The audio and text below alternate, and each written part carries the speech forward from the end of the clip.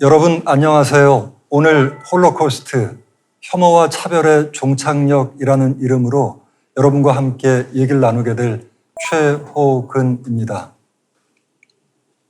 오늘 여러분과 함께 얘기하게 될 홀로코스트, 나치 독일에 의한 유대인 대학살이고요. 길게 보면 1933년부터 1945년 5월 8일 나치 독일이 패망하기까지 벌어졌던 범죄의 얘기를 오늘 하려고 합니다. 이제 이 수많은 단계를 거치면서 홀로코스트가 진행이 됐는데 여러분들과 함께 베를린에 있는 세 개의 기념물을 말씀을 드리면서 제 얘기를 시작하고자 합니다. 베를린은 기념의 공화국이라고 불리는 중요한 도시죠. 여기에 있는 박물관들 가운데 제가 출장 때마다 자주 들르는 중요한 박물관이 다스 유디시에 무세움이라고 우리말로는 유대 박물관으로 얘기하죠. 폴란드 출신의 건축가 다니엘 리베스킨트가 설계한 해체주의 방식의 아주 희한한 건물인데요. 하늘에서 내려다보면 마치 누군가가 긴 쇳덩이를 혹은 뱀을 바닥에 던져서 이렇게 쭈그러져 있는 듯한 그런 불편한 모양을 보이고 있어요. 그리고 유리창은 마치 칼로 난자한 것처럼 이렇게 불편하게 사람들을 느끼게 하죠. 그게 바로 정확하게 건축가가 의도했던 모습이고요. 그 가운데 재미있는 코드가 심겨져 있습니다. 예를 들면 5개의 텅 빈 공간이 있는데 그 가운데 하나가 홀로코스트 탑이라고 하는 거고요. 들어가 보면 바닥에 이스라엘 작가인 한 분이 만든 10,000개 이상의 철 조각에 벌린 입, 그 다음에 눈, 이렇게 해서 동그라미 모양을 한 그런 그 철 조각이 바닥에 깔려져 있지요. 한 걸음 한 걸음 걷다 보면 쇠와 쇠가 부딪히는 그 느낌이 있죠. 아주 찌릿찌릿하고 신경 거슬리는 듯한. 그런데 제가 움직일 때마다 그 소리가 나거든요. 이걸 통해서 문화쉐, 이 작가가 의도했던 건 베를린 시민들이 자기 시민의 일원이었던 이웃들을 혐오하고 차별하고 그다음 배제하고 강제 이송해서 다시는 세상이 살 수 없게끔 만들었다라고 하는 걸 온몸으로 느끼게 하기 위해서 이런 장치를 마련했습니다. 베를린 안에는 수많은 박물관이 있는데 또 하나의 장치가 있죠. 그게 바로 로마와 신티 희생자 추모 기념물인데 제가 로마라고 하니까 무슨 얘기인지 여러분들이 의아해하실 것 같아요. 우리가 집시라고 부르고 독일 사람들은 시고이너라고 부르는 바로 그 사람들이 있죠. 그 본인들은 집시라고 불리는 걸 굉장히 불쾌해하고 시고이너라고 불리우는 걸 모욕이라고 느낍니다. 본인들은 자기가 붙인 이름이 있거든요. 이 사람들 가운데 서유럽 쪽에 거주했던 사람들은 신티 부족이고요. 그 다음에 동유럽, 동남유럽에서 기원해서 유럽으로 들어온 분들, 이 분들은 로마족이라고 하죠. 그런데 22만 명의 희생자가 나치 시기에 발생을 했죠. 독일 내에서 희생됐던 그 집시 인원은 한 4만 명쯤 되고요. 이들은 숨겨진 홀로코스트라고 해서 1945년 이후에도 오랫동안 거론이 전혀 안 됐었어요. 유대인에 대한 사죄, 배상과 보상 이런 게 이어졌지만 집시들은 법원에서도 그런 판결에서 배제가 돼 있었죠. 이 반세기 가까이 지나서야 이들에 대해서 잘못했다 그리고 미안하다라고 하는 추모의 기념물이 베를린 한복판에 세워지게 된 거죠. 이제 세 번째 기념물을 또한 말씀드리고자 하는데 여러분들이 베를린 생각하시면 음악의 도시죠. 그 가운데 베를린 필하모니 건물, 노란색 타일 건물이 굉장히 인상적인데요. 그 건물 바로 뒤에 가시면 낯선 작은 기념물이 하나 있습니다. 파란색 아크릴 판이 있고 그 밑에 예사롭지 않은 희생자들의 면면이 보이고요.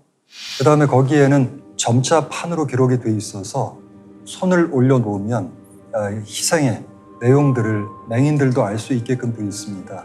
그게 바로 안락사 프로그램이라고 해서 유타나즈의 희생자였죠. 나치 독일은 유대인만 죽인 게 아니었어요.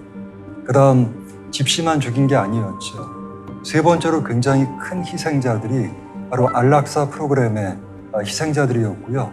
이들은 유대인도 아니었고 나치도 아니었고 특별한 인종도 아니었지만 세상에 쓸모없다라고 판단이 돼서 이들 가운데 7만 명이 목숨을 잃었죠.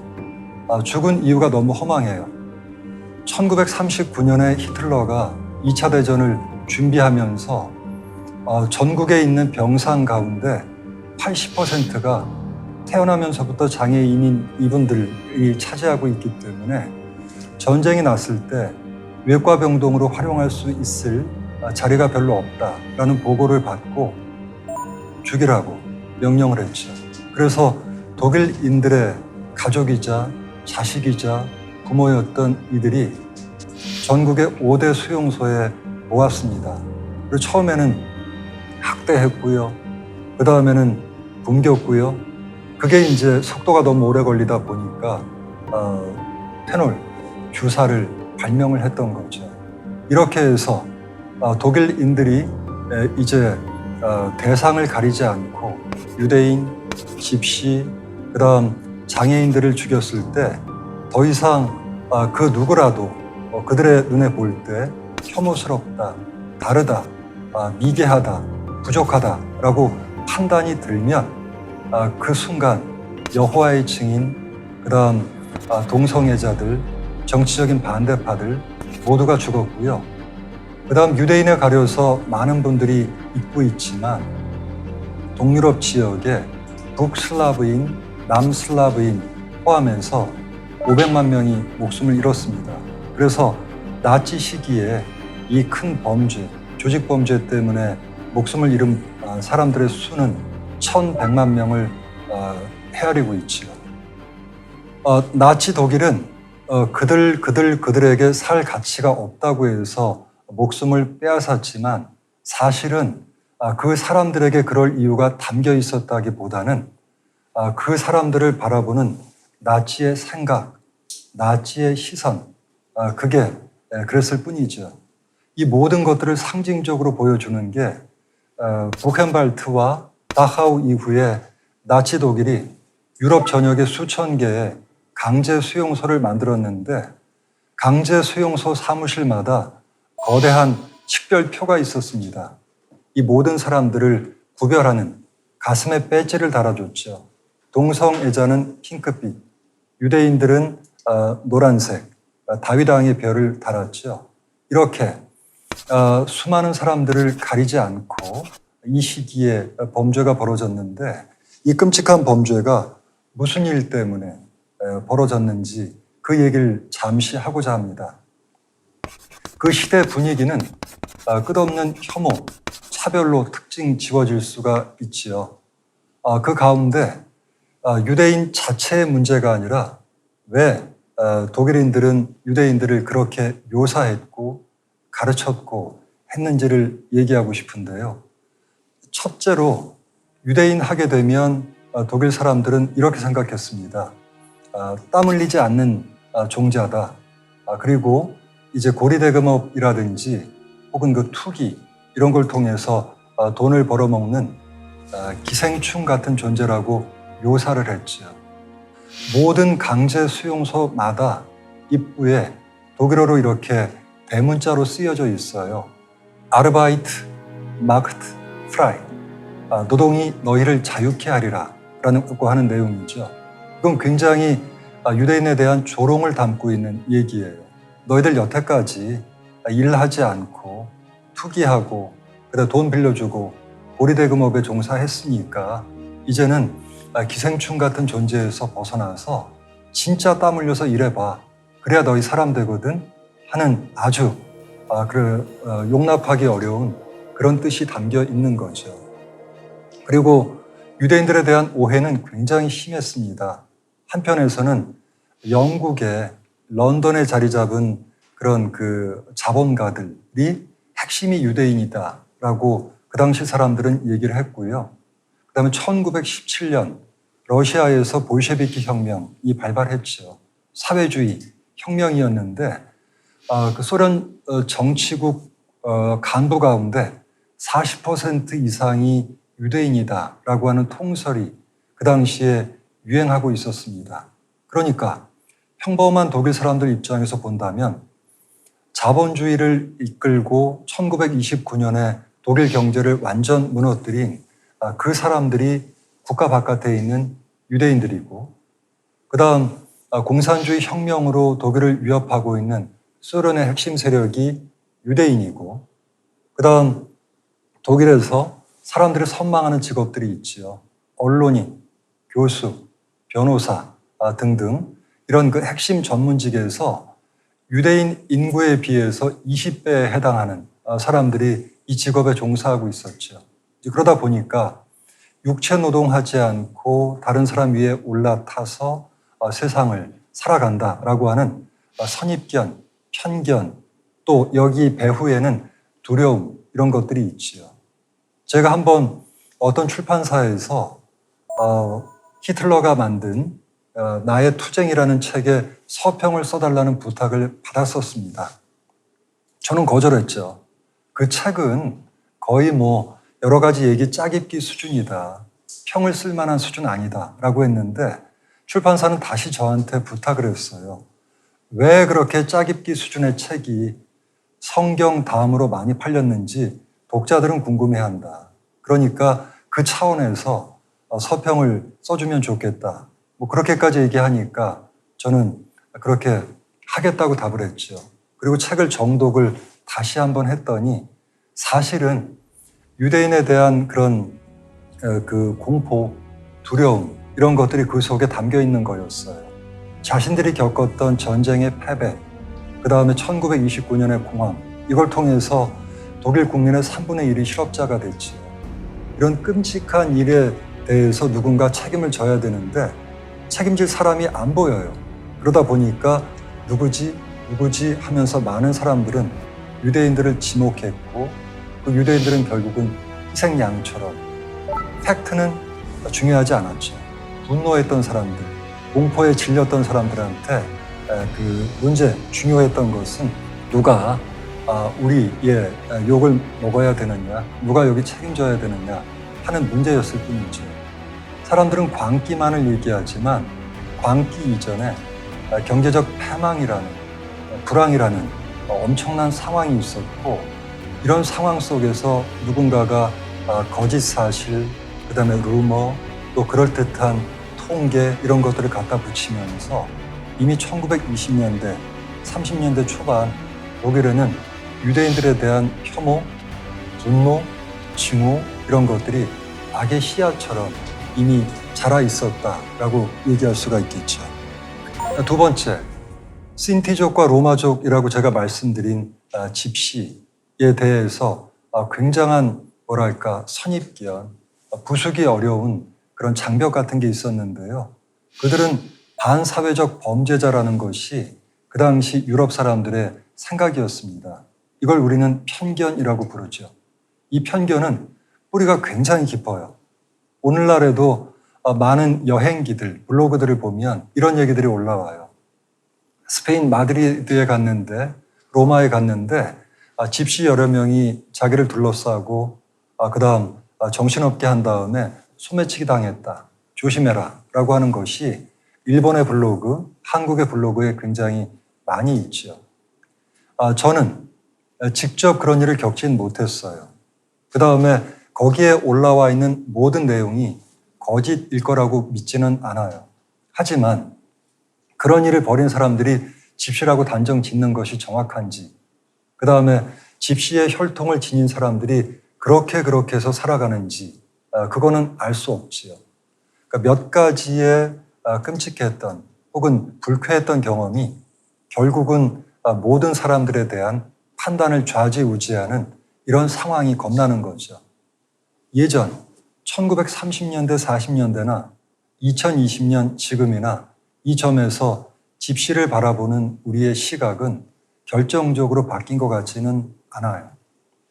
지금 제가 보는 자료 화면에는 포스터에는 프랑스에서 만들어진 그 내용이 담겨 있는데 어린이들을 마차를 탄 집시 부족이 납치해서 도망가고 있는 장면이죠. 이런 식의 그들이 마차가 머물고 나면 동네 곳간에 남아있는 게 없다. 그 다음에 그 주변이 깨끗하지 않다라고 하는 유럽 사람들이 공유하고 있는 경험 내지 편견 내지 선입견 이런 것들이 굉장히 뿌리가 깊었고 이런 것들이 반집시법을 제정하는 중요한 이유가 됐었죠. 수많은 나치 희생자들 가운데 저한테 너무 큰 충격으로 남았던 게 장애인들인데요. 이 포스터 가운데 하나가 저를 사로잡았었어요. 뭐라고 돼 있냐 하면 새로운 민족이라는 이름 아래서 이 사람이 지금 눈앞에 보는 이 환자가 태어나서 60세가 되기까지 5만 마르크의 돈을 소비한다. 그리고 여러 사람의 의료 인력을 소비한다라고 돼 있지요. 사람을 이제 태어나면서 가진 권리, 존엄성 이걸 인정하는 것이 아니라 이 사람이 이 사회에 기여한 게 뭔가, 소비한 게 뭔가라고 하는 공익적 관점에서만 바라보면서 유대인들뿐만 아니라 이 수많은 이 장애인들을 죽여야 된다라고 하는 논리를 설득했던 거죠. 이런 것처럼 이제 독일인들은 수많은 이유를 얘기했어요. 유대인은 이렇기 때문에, 그 다음 장애인은 이렇기 때문에, 여호와의 증인은 이렇기 때문에 라고 각각 그 인간 이하의 존재인 이유를 얘기했는데 그 이유가 우리 시대에서 보면 또 다른 문화권에서 본다면 그리고 넓고 깊어진 우리 시대 인간의 권리의 입장에서 본다면 이 가운데 우리가 그렇다 하고 진지하게 받아들일 얘기는 없다는 거죠. 그 얘기를 지금부터 드리고자 하는데 홀로코스트는 어느 날 갑자기 벌어진 그런 사건이 아니었습니다. 외계인들이 갑자기 지구를 침공해서 벌인 일들도 아니었고요. 그 다음 천재지변처럼 쓰나미가 닥쳐와서 벌어진 그런 희생이 아니었죠. 그리고 무엇보다 중요한 건 히틀러가 총칼로 집권했던 게 결코 아니었어요. 히틀러는 1932년 12월 총선에서 44% 정도의 표를 얻어서 제1당의 표를 얻었죠. 바로 히틀러와 나치당에게 표를 준 사람들이 독일 국민, 곧 성인이었다는 거죠. 이런 점에서 볼 때 1945년 5월 8일 나치가 패망한 뒤에 독일 국민들은 이렇게 얘기를 했어요. 어쩔 수 없었다. 그 총칼 앞에 우린 두려웠다. 우리도 시대의 희생자다. 라고 하는 그런 논리를 내세웠죠. 그런데 이 가만 벌어졌던 일들을 순서에 따라서 복기해 보면 그들은 선거를 통해서 나치에게 권력을 위양했고 여러 차례에 걸쳐서 나치가 한 걸음 이걸 이제 살라미 전법이라고 하죠. 그 살라미를 먹을 때 굉장히 얇게 썰어요. 조금씩 해서 젠걸음처럼 한번 해보고 정치인이라는 게 다 그렇거든요. 흔히 히틀러를 광신주의자로 얘기를 하지만 광신주의적 생각을 했던 그런 건 분명 맞아요. 하지만 히틀러는 현실 정치인이었고 국민을 바라보면서 한 걸음을 떼고 리액션을 확인하죠. 그리고 행동하고 다시 반작용을 확인하면서 국민이 받아들인다. 국민이 거부하지 않겠다. 보니까 동조하네 라고 판단이 들면 한 걸음 방향을 잡고 그 길로 가는 거죠. 바로 그 점에서 볼 때 홀로코스트는 급작스럽게 닥친 사건이 아니라 조금씩 물길이 열리고 그 물길에 대해서 아무도 항의하지 않고 동조하거나 혹은 협력하거나 혹은 방조하는 그 과정에서 전대미문의 새로운 물살이 생겼다고 보면 되겠죠. 제노사이드라는 낯선 단어를 저는 잠깐 얘기하려고 해요.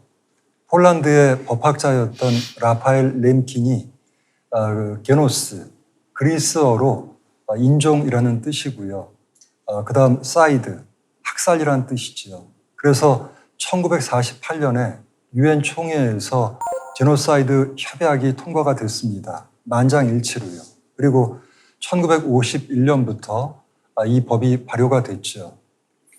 지금 그 법이 만들어진 이후에 유고슬라비아에서 1990년, 95년 이때 벌어진 일, 르완다에서 벌어진 인종학살 이런 것들을 우리는 제노사이드라고 부르는데 이 제노사이드는 짧게 보면 8개의 단계, 길게 보면 10개의 단계를 거치면서 서서히 진행됩니다. 그러다가 급속도로 빨라지게 되죠.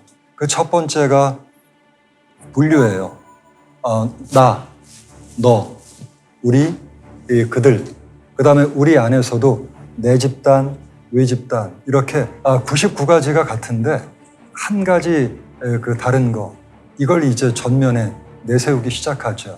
그래서 그 같은 존재인데도 불구하고 그 조그만 차이 때문에 우리와 너희들, 나와 적 이렇게 PR을 가르게 되죠.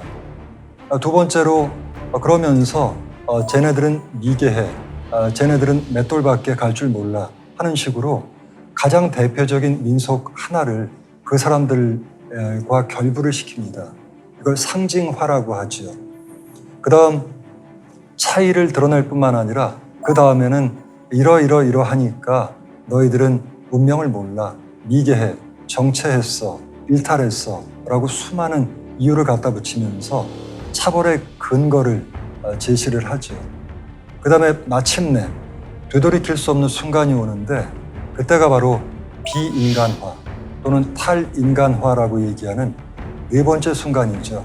그때쯤 되면 이제 유대인들을 전문직 종사자, 교육 많이 받은 사람, 그 다음에 성공 무대에 올라서고자 하는 사람 이렇게 부르지 않고 우리가 제일 싫어하는 종류들 있죠. 파충류, 양서류 이런 것들, 기생충, 쥐, 전갈, 뱀이라고 부르기 시작하고 또 그런 모양의 포스터들이 보급이 되기 시작하죠. 제가 어릴 때 한번 맨발로 쥐를 밟아봤어요. 딱 밟는 순간 그 느낌, 쥐의 척추가 툭 하고 부러지면서 그 느낌이 발끝에서부터 뇌수까지 쫙 전달이 돼요. 몸이 아주 굳고 굉장히 차가워졌죠. 그 느낌을 지금도 잊지 못해요. 그래서 저는 미키마우스를 봐도 개인적으로 예쁜 줄 몰라요. 쥐에 대한 공포가 있기 때문이죠.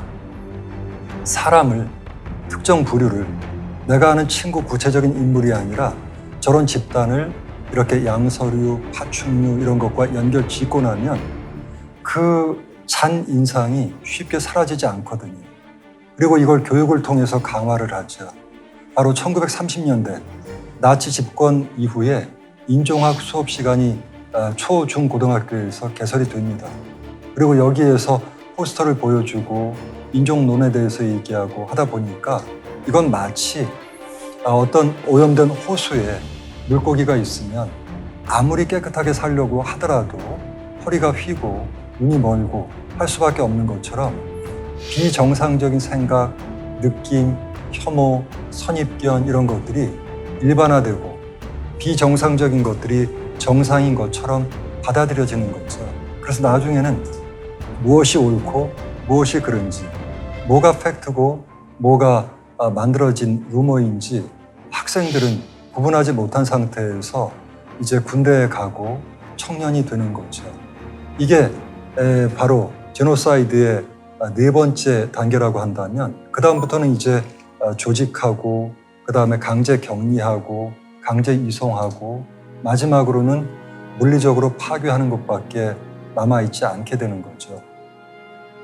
유대인들에 관해서 이렇게까지 집착적으로 독일인들이 폄하했던 것, 혐오했던 그런 이유는 제가 그 배경의 두려움이었다고 말씀을 드렸는데, 또 다른 한편에서는 아리안족은 위대하다.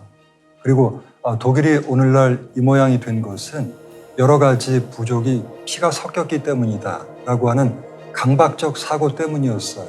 그게 이제 1900년대 초반부터 유행해서 1920년, 30년대 굉장히 유행을 하게 됐죠.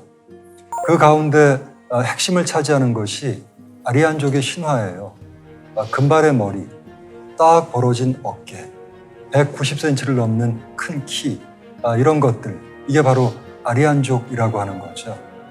해서 이런 식의 신화를 만들면서 독일의 인종주의자들은 인간을 4개의 등급으로 나눴습니다. 첫 번째가 아리안족이 북유럽에서 왔다고 믿었지요. 그래서 스웨덴, 핀란드, 노르웨이, 그리고 독일 이쪽의 인종이 첫 번째 종자다라고 얘기를 했고요. 두 번째, 영국, 프랑스, 네덜란드, 벨기에, 룩셈부르크, 유럽의 서쪽에 사는 사람들을 그래도 문명을 아는 사람들이다라고 생각해서 두 번째 등급으로 인정을 했습니다. 세 번째는 뭘까요? 바로 슬라브인들이죠. 문명을 모르는 미개한 동유럽에 사는 사람들이라고 얘기했고요. 마지막으로 네 번째에 해당하는 게 유대인과 집시, 인간 이하, 비인간. 그러니까 인류 사회 문명의 입장에서 본다면 파괴해야 될 그런 존재, 이런 공식이 만들어지는 거죠. 이런 식의 사고가 뿌리내리기 시작했던 것은 1935년 뉘른베르크에서 나치당 전당대회가 열립니다. 그리고 여기에서 그 유명한 인종차별법이 통과가 되죠. 이 인종차별법의 내용을 보면 외할아버지, 외할머니, 친할아버지, 친할머니 가운데 이 네 분 가운데 두 분이 유대인이면 2분의 1 이상이 유대인이면 유대인이다 라고 해서 유대인 구별법을 국가가 법으로 만든 거예요. 그래서 절반, 4분의 3, 4분의 4 이쪽을 유대인이라고 얘기했고, 예외 조항은 피가 4분의 1 이하가 유대인이라고 하더라도 유대교를 믿으면 유대인으로 인정하는 거죠. 이 양대 조건에 걸리게 되면 이제 국가의 주요 공직에서 퇴출이 됐고, 유대인 출신의 의사 면허증을 소유한 사람들은 감히 아리안족을 치료할 수 없다라고 해서 의사 면허를 박탈하고 유대인만 치료할 수 있는 치료사로 강등을 했죠. 이런 식의 일들이 벌어질 때쯤 된다면 이제 독일 국민은 분노해야 마땅해요. 왜냐하면 우리 동양의 사자성어 가운데 순망치안이라고 아시지요. 이걸 이제 입술, 이의 관계라고 해서 입술이 사라지고 나면 치아가 실이다라고 하는 게 순망치안인데, 처음에 누군가를 공격하고 누군가를 폄하할 때 그걸 용인하고 방조하고 속으로 동조하게 되면 그들이 사라지고 난 자리, 그 다음에는 이제 누군가가 타겟이 되고 그 다음에 내가 그 피해자가 될 수도 있거든요. 독일인들은 그 생각을 못했던 거예요.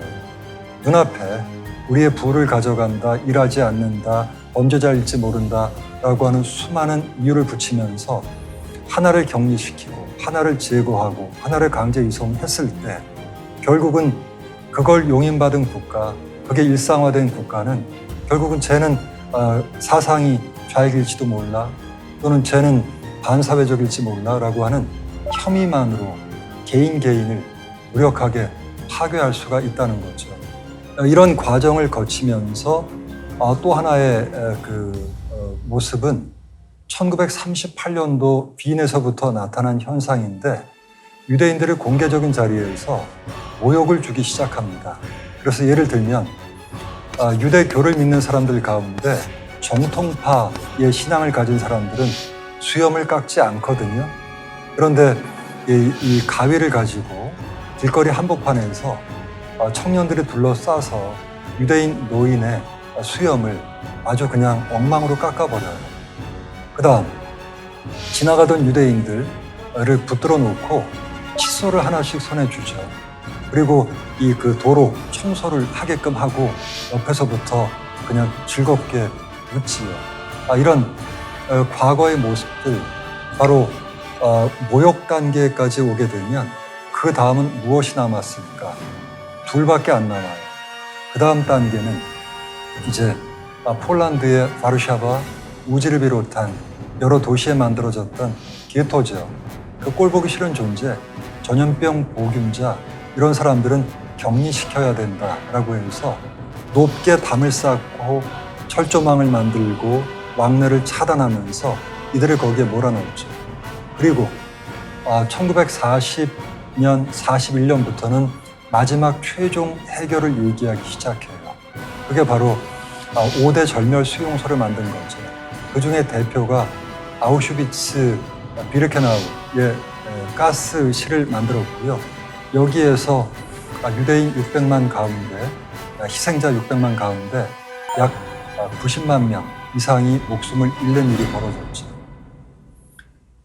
지금 이제 과거를 돌아봐요. 역사가의 시각에서 왜 독일인들은 그 중간중간 브레이크를 걸지 않았을까? 왜 문제 제기를 안 했을까? 왜 태업이나 파업을 하지 않았을까? 굉장히 의아한 모습으로 과거를 돌아보게 되는데, 전문가들은 거기에 대해서 이렇게 답변을 하죠. 거대한 공장은 여러 개의 기계로 이루어지죠. 동력장치, 그 다음에 생산하는 기계, 동력 전달 기계가 있습니다. 그리고 과거의 기계들은 이렇게 나삿바퀴, 그러니까 큰 나삿바퀴, 작은 나삿바퀴로 이어져 있지요. 하나의 동력장치가 돌아가게 되면 맞물린 나삿바퀴들이 돌아가듯이 독일 사회는 미세 분업이 이루어져 있었어요. 그래서 나치 당이 그 최종 해결, 곧 유대인 학살을 기획하죠. 그리고 공무원들에게 하달하면 이들은 계획을 짜고요. 그 공무원 부처들 가운데 철도청은 그 아우슈비츠 수용소까지 이송을 위한 예산, 인력 이런 것들을 구성합니다. 그리고 최종적으로 그 기관사는 운전을 하죠. 그 중간중간 라인에 선 어떤 사람도 유대인들을 직접 눈을 보면서 총을 들고 죽인 적이 없어요. 경찰은 이들을 체포했고 기차에 실었고, 그다음 철도청 관리인들은 이들을 감시했고, 아우슈비츠 승강장에 도착했을 때 나치 친위대의 장교는 긴 가죽 장화를 신고 사람들을 보고 얘기합니다. 판단 기준은 딱 하나예요. 노동 능력이 있는 튼튼해 보이는 사람들은 오른쪽, 그 다음에 그 몸이 아프거나 너무 어리거나 한 사람들을 보면 왼쪽으로 얘기하죠. 왼쪽으로 가면 그는 이제 그 길 끝에서 옷을 벗어야 하고 샤워실이라고 불리우는 곳에 들어가야 되죠. 2시간 후면 목숨을 잃게 돼요. 그런데 나중에 전후 재판에서 이 나치 친위 장교들이 이런 얘기를 해요. 나는 유대인 죽인 적 없다. 그들을 오른쪽, 왼쪽 방향을 지시했을 뿐이고, 그 다음 가스실에서 명령을 받은 대로 국가의 명에 따라서 나는 버튼을 눌렀을 뿐이다. 근데 버튼을 누르는 순간 가스실에 있던 200명을 죽이는 사이클론 B 가스가 나오거든요. 이 사람들이 이런 거예요. 나는 오히려 빵을 빼돌려서 그 어린 소년한테 주었다. 그들을 돕기도 했다. 탈출을 돕기도 했다. 하는 식의 수많은 변명을 늘어놓는 거죠. 바로 이게 우리를 겁나게 해요. 현대사회는 분업화되어 있죠. 각자 자기의 일에 충실했을 뿐이죠. 공무원은 공무원대로 일을 했고, 그런데 결과는 뭐죠? 많은 사람들 죽었어요. 사람들이 죽는 그 자리에 이 죽음을, 살인을 외주화시켰던 거죠. 그러니까 유대인들이 승강장에 내렸을 때 이들을 가스실까지 가도록 정신없게 만들고 곤봉을 휘둘고 호루라기를 불었던 사람들은 우크라이나 출신의 민병대 대원들이었습니다. 그 다음 치안 질서를 유지했던 사람들은 폴란드 출신의 수감자들이었죠. 그 다음에 피범벅이 된 이 희생자들을 이제 승강장에 올려서 마지막 한 줌의 재로 만드는 과정을 담당했던 사람들은 유대인 수감자였거든요. 독일인들은 손끝에 피 한 방울 안 묻혔다는 거죠. 바로 이런 식의 분업화된 그 과정, 이런 것들을 누군가가 설계하고 기획하고 했다면 적어도 독일의 성인들, 지식인들은 이걸 간파를 해야 되죠. 그래서 내가 내 선에서, 내 선자리에서 바퀴를 멈추거나 혹은 선로를 벗어나거나 하지 않으면 이 대량의 죽음은 끝이 없구나 라고 생각을 했다면 그 다음부터는 고민해야 되고, 또 고민을 했다면 어떤 행동으로, 혼자서가 두렵다면 함께 표현해야 되는 거죠. 바로 그 점 때문에 저는 여러분들에게 독일 국민이 놓친 3번의 정말 아쉬운 기회를 말씀드리고 싶은 겁니다. 홀로코스트는 어쩔 수 없는 일이었다라고 변명을 많은 사람들이 했지만 충분히 3번 뒤로 돌릴 수 있는 기회가 있었습니다.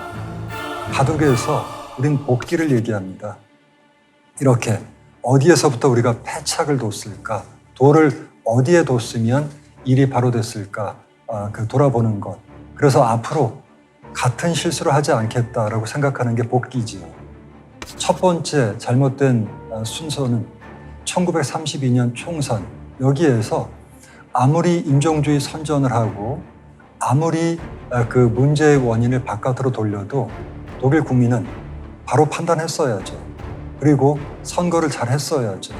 이게 첫 번째, 충분히 호미로 막을 수 있었던 일을 나중에는 가래로도 또는 트랙터로도 막지 못한 그런 경우가 되겠죠. 두 번째, 인종차별법이 등장해서 학교에서 그 어린 친구를 불러내서 인중에서부터 여기까지의 길이를 재고 비율이 몇 %니까 이건 아리안족이야, 얘는 아니야, 얘는 집시야 라고 할 때 학부모들이 항의했어야죠. 그래서 어린아이들을 순수하게 지켰어야죠. 이걸 용인했거든요. 이게 두 번째 찬스였고요. 누가 유대인인가 누가 비유대인인가를 판별을 하고 이걸 법제화하는 순간 그 다음부터 물리적인 파괴, 살인으로 가는 길은 굉장히 짧거든요. 굉장히 급하게 이루어지거든요. 그다음 마지막으로 그 안락사 프로그램의 희생자들, 이건 유대인도 아니었고 집시도 아니었습니다. 독일 국민이었거든요. 근데 제가 이해하기 어려웠던 건 이런 친구들을 이제 국가가 부모로부터 사인을 받고 데려갔는데 편지를 왕래하다가 중간에 끊겨요. 그렇게 되면 묻지요. 아이한테 무슨 일이 있었는가 하고 묻는데 처음에는 이런저런 얘기를 둘러대죠. 그러다가 그 뒤에는 유골 함이 돼서 돌아오기도 해요. 그쯤 되면 인간의 상식으로, 경험의 법칙으로 뭔가 잘못됐다라고 생각을 해야 될 거고요. 안 된다. 이 금이야 오기야 길은 내 자식, 내 형제 우리가 내줄 수 없다라고 혼자서 얘기하는 게 만만치가 않다면 주변에 비슷한 입장에 있는 사람들과 연대하면서 공식적인 문제 제기를 한다든지 연대해서 베를린 포츠담 광장에 모여서 시위했다면 제가 말씀드렸죠. 히틀러는 정치인이었고요. 나치당은 민감한 그렇게 민심을 거스르지 않을 준비가 돼 있었거든요. 이 3번의 찬스를 발로 차버렸을 때, 놓쳤을 때 이제 그 다음 일은 예정이 돼 있는, 돌이킬 수 없는 그런 길이 된 거죠. 이제 마지막 얘기를 통해서 저는 오늘 강의를 정리하고자 합니다. 2초를 위한 교육의 꿈을 여러분과 나누고 싶은데 2초의 순간은 의인의 심리학을 연구했던 분들의 연구 성과에서 비롯된 거예요. 하나 예를 들어볼게요. 몇 년 전 일본에 유학했던 우리 한국 유학생 이수연 군이 신옥구보역에 서 있다가 철로에 누군가가 미끄러졌거든요. 저쪽에서는 기차가 달려오고 있었고요. 이때 청년은 잠시 상황을 판단하고 몸을 날렸습니다. 그리고 목숨을 잃었지요. 바로 어떤 위기의 순간에 상황 판단하고 어떻게 해야 되지? 라고 생각하고 해서 마지막 행동으로 옮기는데 걸리는 시간이 심리학자들의 분석에 의하면 2초라고 합니다. 바로 이 얘기를 통해서 우린 과거에서 무언가 현재, 미래를 만들어갈 단서를 좀 찾고자 하는데요.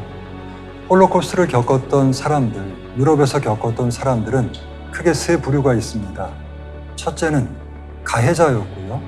두 번째, 가해자의 반대편에 섰던 희생자가 있었겠죠.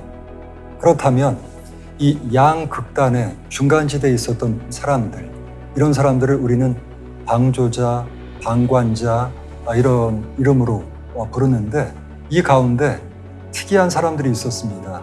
그게 바로 의로운 이웃들, 선한 이웃들인데요. 우리가 오늘날 역사를 공부하면서 첫째로 그 가해자였던 독일인들은 이 살인에 대해서, 협력에 대해서 뼈아프게 반성해야 되죠. 그리고 그 결과를 말로만이 아니라 기념물로, 법으로, 그 다음에 배상과 보상으로, 가해자에 대한 처벌로 갚아야 되겠죠.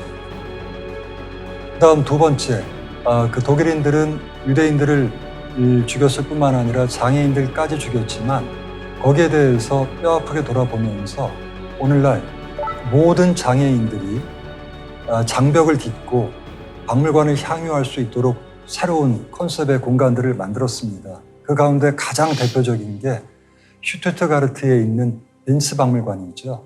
여기에 있는 맹인들, 보행장애인들 모든 사람들이 와서 만지지 마시오가 아니라 이분들이 마음껏 전시된 고급 벤츠 자동차들을 만질 수 있게끔 해놨어요. 이걸 이제 베리어 프리 뮤지엄이라고 하죠.